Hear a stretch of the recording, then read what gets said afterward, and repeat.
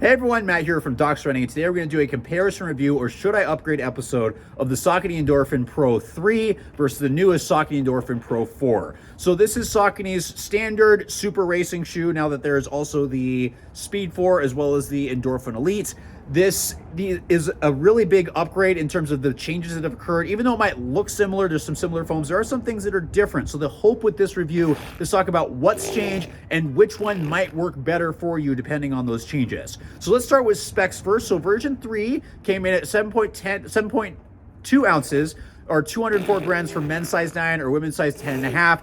Version 4 comes in at 7.7 ounces or 218 grams for men's size 9, women's size 10.5. And the reason for a little bit of that weight change is there's a newer foam, a top layer Power and HG. It's also slightly higher stack height. So version 4 comes in at 40 millimeters in the heel, 32 in the forefoot for an 8 millimeter drop. Version 3 was 39 or 39.5 to 31 or 31.5, depending on who you ask, for an 8 millimeter drop. So 8 millimeter drop both, but again, slightly higher stack height over in version 4. The other thing, as I mentioned, there's a top layer, or sitting right underneath your foot, a Power Run HG, which is their newest foam. It does make the underfoot feel, it's a little more efficient, definitely pushes you forwards. It just doesn't have as much of a bounce. It's something that some people that run the Endorphin Elite know, not the bounciest ride, but definitely efficient. It rolls you forward really quick. Slightly firmer than a lot of the other super shoes on the market, but again, still very, very cushioned ride.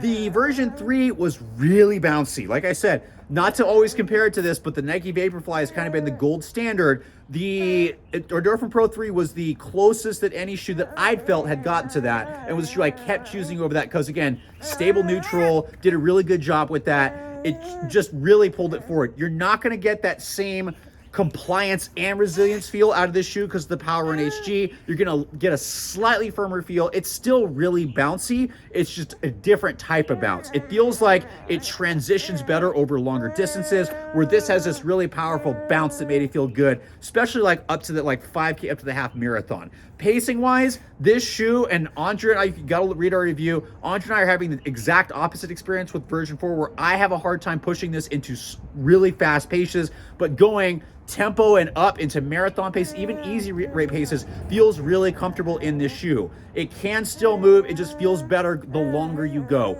Version 3 was so bouncy, I remember saying I didn't feel like I could do a marathon in this shoe unless I was in really good shape. It had enough bounce that I felt like I needed to work on trying to control it, which made it really, really fun. That's not the same here. Feels like this transitions better at easy paces, but still has that bounce and that roll to be able to handle marathon, stuff like that. So this is more the true marathon racer. This is the one that's more versatile into faster paces, okay? So things start to get a little more aggressively different when you talk about the upper. So version 3, one of the complaints was, hey, it fits a little snug, which for me, I'm looking for a racing fit. That's fine. It was a little snug and narrow in this version. I did have to still lock the midfoot down, but again, light upper, snugged up really a ton.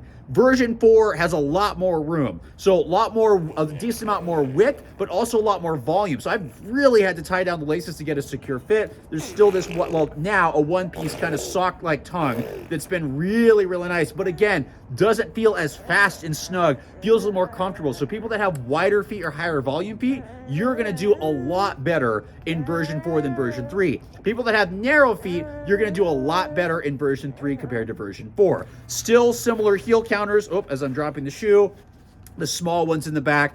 Other than once you lock the thing down, it holds your foot really well. Very light upper is really, really nice. But that's two major changes. But the other final thing is, because the small weight increase, they actually also increase the width of the midsole just a teeny bit. So the midfoot is more stable for me in version 4 than version 3. Version 3 is much better, good sidewalls, midfoot filled in, but the straighter shape of the sole and the midfoot being a little bit wider, the still having significant sidewalls in the midfoot especially, and actually on the medial side extending into the forefoot, makes version 4 more stable neutral than version 3. I think if you need a little bit of stability, obviously not true stability shoes, version 4 is going to work a little bit better. which she's also agreeing with. So I hope that helps you make a decision about, hey, should I upgrade to version 4? Should I still try to find version 3, or vice versa? I am enjoying both these for different reasons. Version 4 I like for longer distances and easier efforts, but again, can still handle plenty of workouts that I've done with her. Version 3 is still gonna have a special place in my heart as really the point where Saucony transitioned to getting really aggressive. So very excited to keep getting miles on both these. I have 100 miles on these. I've got 35 miles on these. We'll take that test. The final part I forgot to mention, durability is really good on this one. I'm expecting to get at least 100 plus out of these, which for those of you that know, I'm pretty hard on shoes. So we'll keep getting stuff. Please read a written review if that helps. And the final thing is, please let me know if you agree or disagree, because Andre and I disagree on this shoe. I'm curious to know, what are your thoughts on version 4? Do you agree or disagree? Let us know in the comments below, and thanks as always for watching.